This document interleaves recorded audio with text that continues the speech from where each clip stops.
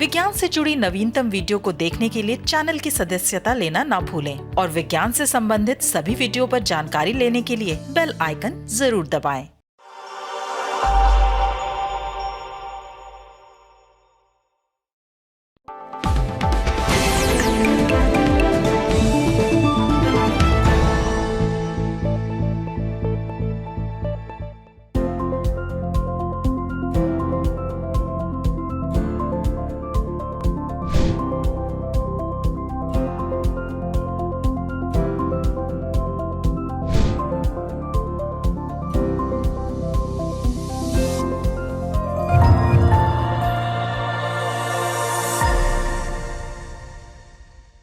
नमस्कार, वैज्ञानिक चेतना से लैस अनुसंधानिका में आप सभी का स्वागत है और मैं हूं आपके साथ अंजलि चौहान। और अनुसंधानिका के इस अंक में देखिए, 5वीं पीढ़ी की मिसाइल पाइथन 5 से तेजस की ताकत में इजाफा, ग्लोबल वार्मिंग से अव्यवस्थित हो रहा मॉनसून और वैज्ञानिकों ने विकसित की एल्यूमिनियम के कचरे को रिसाइकल करने की एक किफायती तकनीक। देश में निर्मित हल्के लड़ाकू विमान तेजस की ताकत में लगातार इजाफा हो रहा है। अब इस विमान में 5वीं पीढ़ी की मिसाइल पाइथन 5 को फिट किया गया है। इसके बाद विमान से मिसाइल को दागकर लक्ष्य भेदने के लिए उसका परीक्षण भी किया गया, जो कि बेहद सफल रहा। आइए देखते हैं ये रिपोर्ट। रक्षा अनुसंधान एवं विकास संगठन यानी DRDO ने हिंदुस्तान एरोनॉटिक्स लिमिटेड HAL के साथ मिलकर तेजस विमानों का निर्माण किया है और वायुसेना में अब इसका इस्तेमाल भी शुरू हो चुका है। लेकिन DRDO के वैज्ञानिक लगातार इसकी मारक क्षमता में इजाफा करने में जुटे हैं। इस कड़ी में हाल ही में गोवा में तेजस से पाइथन 5 मिसाइल को लक्ष्य पर दागा गया। ये लक्ष्य हवा में कलाबाजी खाती हुई कोई वस्तु थी। विमान से जब मिसाइल दागी गई तो उसने इस लक्ष्य को भेदकर 100% सफलता हासिल की। DRDO के अनुसार पाइथन 5 हवा से हवा में मार करने वाली अत्याधुनिक मिसाइल है। करीब 20 देशों की वायुसेनाओं में इसका इस्तेमाल हो रहा है। पाइथन 5 की लंबाई 10.17 फीट, व्यास 6.29 इंच तथा वजन 105 किलोग्राम है। ये इंफ्रारेड और इलेक्ट्रो ऑप्टिकल इमेजिंग के जरिए गाइड होती है। ये करीब 20 किलोमीटर दूर तक मार कर सकती है। तेजस लड़ाकू विमान से इससे 20 किलोमीटर के दायरे में उड़ रहे दुश्मन के किसी लड़ाकू विमान, हेलीकॉप्टर, ड्रोन आदि को मारकर गिराया जा सकेगा। इन परीक्षणों से पहले बेंगलुरु में तेजस में लगी विमानन प्रणाली के साथ प्रक्षेपास्त्र के एकीकृत होने के आकलन के लिए व्यापक हवाई परीक्षण किए गए। इनमें लड़ाकू विमान की वैमानिकी, फायर निरीक्षण रडार, प्रक्षेपास्त्र आयुध आपूर्ति प्रणाली, विमान नियंत्रण प्रणाली शामिल हैं। DRDO ने कहा कि इस मिसाइल के सफल परीक्षण के साथ ही तेजस की एकीकृत डर्बी बियॉन्ड विजुअल रेंज यानी BVR air to air missile यानी AAM की बढ़ी हुई क्षमता की पुष्टि हो गई है। रक्षा मंत्री राजनाथ सिंह, DRDO के अध्यक्ष डॉक्टर G सतीश रेड्डी ने पाइथन मिसाइल के सफल परीक्षण के लिए वैज्ञानिकों को बधाई दी है। जलवायु परिवर्तन की समस्या के चलते भारत में मॉनसून के दौरान होने वाली बारिश अत्यधिक अव्यवस्थित होती जा रही है। इस समस्या का देश की 1 अरब से अधिक की आबादी के साथ ही अर्थव्यवस्था, खाद्य प्रणाली और कृषि पर किस प्रकार के गंभीर प्रभाव पड़ने की आशंका है, ये जानने के लिए आइए देखते हैं ये रिपोर्ट।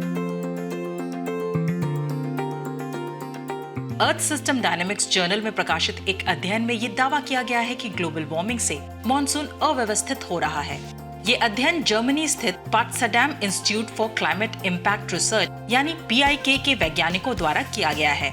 अध्ययन के मुख्य लेखक PIK के एंजा काटाजनबर्जर ने कहा, हमने इस बारे में मजबूत साक्ष्य पाए हैं कि प्रति 1 डिग्री सेल्सियस तापमान बढ़ने से मॉनसूनी बारिश के करीब 5% बढ़ने की संभावना होगी। उन्होंने कहा, यहाँ हम पहले के अध्ययनों की भी पुष्टि कर सकते हैं, लेकिन ये पाते हैं कि ग्लोबल वार्मिंग मॉनसूनी बारिश को पहले से सोची गई रफ्तार से कहीं अधिक तेजी से बढ़ा रही है। ग्लोबल वार्मिंग 21वीं सदी में मॉनसून की गतिशीलता को काफी प्रभावित कर रही है।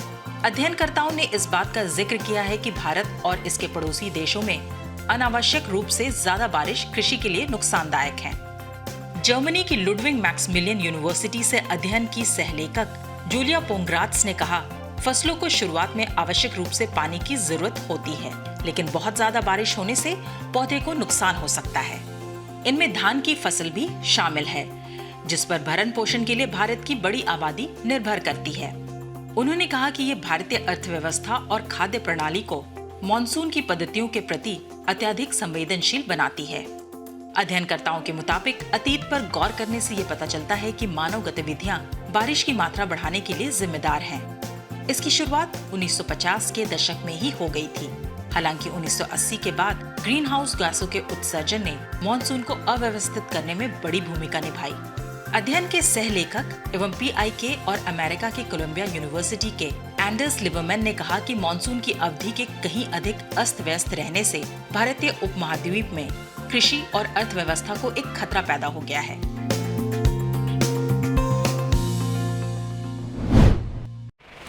आजकल किसी भी प्रकार के कबाड़ एवं कचरे का प्रबंधन करना एक बड़ी चुनौती है। वैज्ञानिक न सिर्फ इसके लिए नई नई तकनीकें खोज रहे हैं, बल्कि कचरे को प्रोसेस करके उसका नया उपयोग भी तलाश रहे हैं। इससे दोहरा फायदा होता है। इसी कड़ी में CSIR के वैज्ञानिकों ने एल्यूमिनियम के कचरे को रिसाइकल करने की कम लागत वाली तकनीक विकसित की है। आइए देखते हैं ये रिपोर्ट। CSIR की त्रिवेंद्रम स्थित प्रयोगशाला national institute of interdisciplinary science and technology यानी NIIST ने श्री राम कृष्ण इंजीनियरिंग कॉलेज के शोधकर्ताओं के साथ मिलकर एक नई तकनीक विकसित की है। NIIST के प्रधान वैज्ञानिक डॉक्टर M रवि एवं श्री राम कृष्ण इंजीनियरिंग कॉलेज के एसोसिएट प्रोफेसर C भाग्यनाथन के नेतृत्व में विकसित की गई तकनीक मूलतः एक छोटी एल्यूमिनियम भट्टी है। ये शोध कार्यक्रम विज्ञान एवं प्रौद्योगिकी विभाग यानी DST से वित्त पोषित था।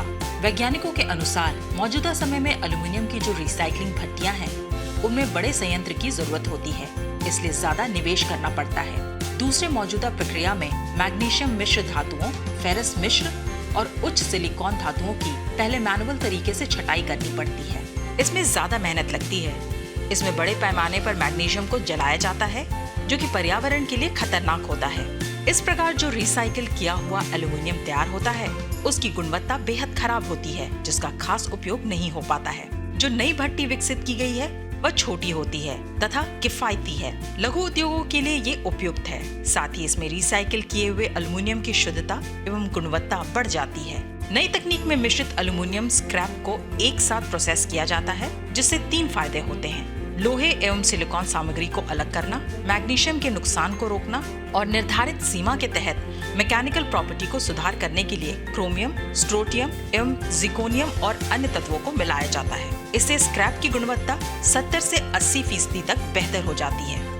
फायदा ये है कि इसका कई अन्य कार्य के लिए इस्तेमाल हो जाता है। इस तकनीक को कोयम्बटूर के कई औद्योगिक भागीदारों को हस्तांतरित किया जा चुका है, जिसमें Roots Cast, Lakshmi Balaji Die Cast, एनकी Engineers Works, Adarsh Line Accessories, Supercast तथा स्टारफ्लो टेक्स शामिल हैं। वे सभी जल्दी ही एल्यूमिनियम कचरे के प्रोसेस के लिए रिसाइकिल भट्टी बाजार में उतारने के प्रयासों में लगे हैं। NIIST के वैज्ञानिकों ने इसका पेटेंट भी दाखिल किया है। अनुसंधानिका के आज के कार्यक्रम में बस इतना ही। आप सभी से अनुमति लेने से पहले एक विनम्र अनुरोध। विज्ञान, प्रौद्योगिकी, आविष्कार और नवाचार जगत के विश्वसनीय कार्यक्रमों को देखने के लिए अपने मोबाइल पर इंडिया साइंस ऐप अवश्य डाउनलोड करें। और एक बात और, देश का अपना विज्ञान चैनल इंडिया साइंस टीवी अब फेसबुक, ट्विटर, यूट्यूब, लिंक्डइन और इंस्टाग्राम पर भी उपलब्ध है। हमारे कार्यक्रमों के बारे में आप अपने फीडबैक एवं सुझाव हमें ईमेल कर सकते हैं। हमारा ईमेल पता feedback@indiascience.in। अगले सप्ताह एक बार फिर हम आपके सामने हाजिर होंगे अनुसंधानिका के एक नए और रोचक अंक के साथ। तब तक के लिए अपना बहुत ख्याल रखिए और हमें इजाजत दीजिए। नमस्कार।